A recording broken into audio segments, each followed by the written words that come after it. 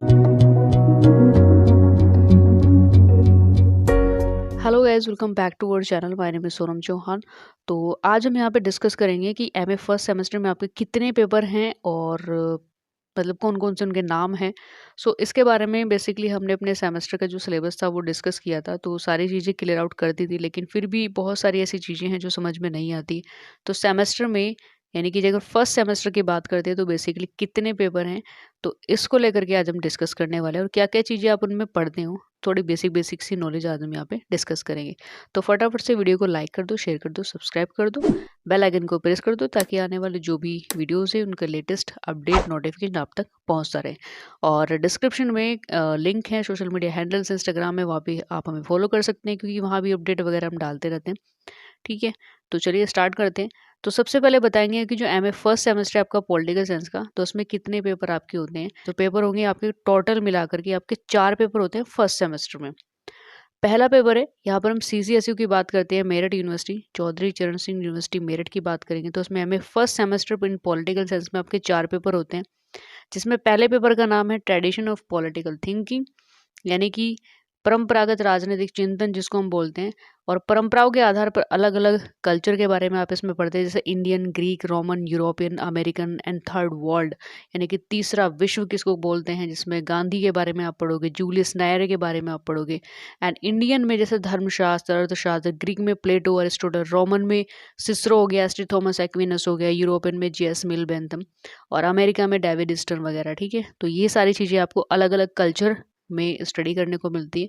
तो बेसिक सी बात है कि ये आपका फर्स्ट पेपर है। दूसरा पेपर कंपैरेटिव पॉलिटिक्स का। कंपैरेटिव पॉलिटिक्स का मतलब होता है एक तरीके से पॉलिटिकल कल्चर के बारे में एक कंपैरेटिव जो स्टडी है वो आपको इसमें पढ़ने को मिलेगी। पॉलिटिकल लीडरशिप क्या होता है, कि वाई कंपेयर, कि हम कंपेयर क्यों करते हैं किसी भी अदर यूटिलिटी, किसी भी अदर कंट्री के साथ में, उसके पॉलिटिकल जो सिस्टम है उसके साथ में कंपेयर क्यों करते हैं। तो वो सारी चीज़ें आप इस पेपर के आधार पर स्टडी करते हो। तो काफ़ी मतलब इंटरेस्टिंग भी है और थोड़ा सा डीप भी है, थोड़ा सा आपको उसमें बहुत ही ज़्यादा कंसंट्रेट करके ये पेपर आपको पढ़ना पड़ता है, क्योंकि ये जो पेपर है कंपैरेटिव पॉलिटिक्स कोई कहानी नहीं होती है।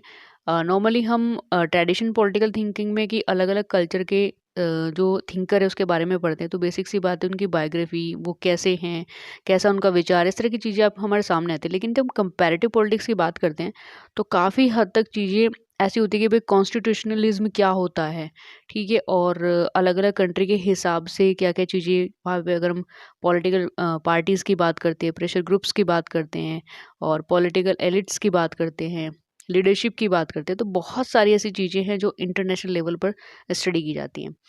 तो तीसरा पेपर है आपका फिर इंडियन पॉलिटिकल सिस्टम, यानी कि भारतीय राजनीतिक शासन। अब इसमें आपको पूरा भारतीय राजनीतिक शासन के बारे में पढ़ना है, यानी कि हमारे देश का संविधान क्या है, कैसे बना है, प्रियम्बल क्या चीज़ें होती हैं, और इंडियन फेडरलिज्म क्या है, क्लासिकल पर्सपेक्टिव्स क्या हैं।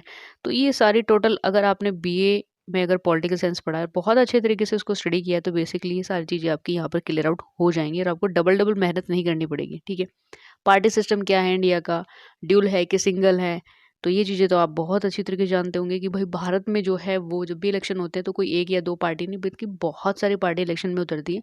तो कैसे यहाँ पे पार्टी सिस्टम है, स्ट्रक्चर ऑफ गवर्नमेंट क्या है, पार्लियामेंट्री, एग्जीक्यूटिव, जुडिशरी, है ना, supreme court, national commission, election commission क्या है। तो ये सारी चीज, directive principle of state policy, पूरा कॉन्स्टिट्यूशन आपको उसमें स्टडी करने को मिलता है और काफ़ी अच्छे तरीके से मिलता है। तो ये आपका तीसरा पेपर हो गया। ठीक है, एंड देन फोर्थ पेपर है आपका इंटरनेशनल रिलेशन, यानी कि अंतर्राष्ट्रीय संबंध, यानी कि अंतर्राष्ट्रीय संबंध। अब बहुत हद तक ये चीज़ें बहुत ही ज़्यादा इंपॉर्टेंट होती है अगर आप इन फ्यूचर कभी भी यूपीएससी की तैयारी करते हो या फिर आप नेट को बहुत ही मतलब बहुत ही सीरियसली नेट का एग्जाम देना चाहते हो, तो इंटरनेशनल रिलेशंस ये वो पेपर, देखिए ये सारे ही पेपर वो हैं कि आपका टीजीटी, पीजीटी, टीजीटी का तो मैं नहीं कहती, लेकिन आप पीजीटी में बहुत अच्छी हेल्प आपको करेंगे। और अगर आप सीरियसली इनको मास्टर्स में ही रह करके अच्छी तरीके से आप पढ़ लेते हो तो आपको ज़्यादा पीजीटी में इनमें ज़्यादा मेहनत करने की आवश्यकता नहीं होती और नॉर्मली एक प्रैक्टिस सेट से भी आपकी बहुत सारी चीज़ें कवर हो जाती हैं। तो इसमें आपके दो फायदे होते हैं, एक तो आपके एमए अच्छी तरीके से हो जाती है, उसके बाद नेक्स्ट जो आप गवर्नमेंट जॉब की तैयारी करते हो उसके लिए भी आप अपने आप को स्ट्रॉन्ग बना सकते हैं। तो इंटरनेशनल रिलेशन में क्या होता है कि अंतर्राष्ट्रीय संबंध, यानी कि सिर्फ अब पॉलिटिकल साइंस आपको भारत के पर्सपेक्टिव से नहीं, इंडियन के पर्सपेक्टिव से नहीं, बल्कि इंटरनेशनल लेवल के पर्सपेक्टिव से चीज़ें पढ़ने को देखने को मिलेंगी। यानी कि इसमें बहुत सारे ऐसे कॉन्फ्लिक्ट हैं, पीस है, state and non state actors, है ना? और जैसे WTO हो गया और एशियन हो गया, सार्क हो गया, EU हो गया और टेररिज्म के बारे में, क्लाइमेट चेंज के बारे में। तो बहुत हद तक एक देश की राजनीति पर, एक देश की सोशल लाइफ और उसके डेवलपमेंट पर कितना ज़्यादा इफ़ेक्ट इन सब चीज़ों का पड़ता है, ये सारी चीज़ें बहुत बारीकी से आपको उसमें पढ़ने को मिलेंगी। तो कुल मिलाकर के भैया ये आपका जो फर्स्ट सेमेस्टर है उसमें होते हैं आपके 4 पेपर। तो ये रहे आपके पूरे 4 पेपर। तो कंप्लीटली जो आपका कॉम्प्लेक्सिटी थी माइंड में कि कितने पेपर होंगे सेमेस्टर में, फर्स्ट सेमेस्टर में कितने पेपर होंगे, तो ये चीज़ें आपकी क्लियर आउट हो गई होंगी, आई होप सो।